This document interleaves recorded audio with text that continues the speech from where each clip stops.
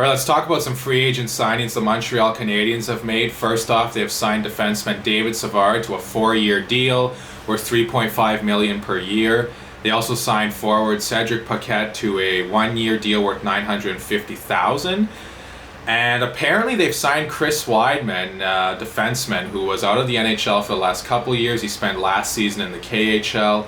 To a 1-year deal they've signed him worth $700,000. Sounds like a one-way deal too, so good to see Chris Wideman, the former Ottawa Senator. He had a very brief tenure with both the Edmonton Oilers and the Florida Panthers. So good to see Chris Wideman back in the NHL, hopefully. And for David Savard, he's fresh off of beating his new team in the Stanley Cup Finals, so it might be a little awkward for him when he first enters that locker room.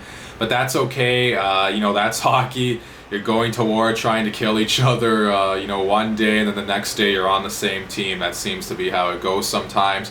Cedric Paquette too, well, I'm not big on him as a player because I think he's a bit of a rat, but you know what? I think he's a valuable guy as far as penalty killing goes. He's pretty solid defensively. He's responsible as well. So Montreal, they get another heavy physical guy on the back end to replace Shea Weber, I'm assuming, who may not play ever again, unfortunately. But Savard, I like that signing for Montreal. The price tag, because he doesn't produce a ton of offense, it might be a little steep, but hey, in free agency, every team seems to overpay a little bit for guys. And I really like the Chris Wideman move. If he can play in Montreal's, or on Montreal's third pairing and be a good puck mover for them, move the puck well, produce some points on the power play. He is a bit of a liability defensively, or at least he was the last time he was in the NHL. Maybe he's changed, maybe he's gotten better. We all know that he's probably been out of the NHL the last couple of years because of the infamous Uber video he was involved in with several Senators' teammates. And it's good to see him get a shot, because to lose a career over a silly video like that, something that players probably do all the time, talk badly about a coach or a system they don't like, and they weren't even saying too many really bad things about the coach.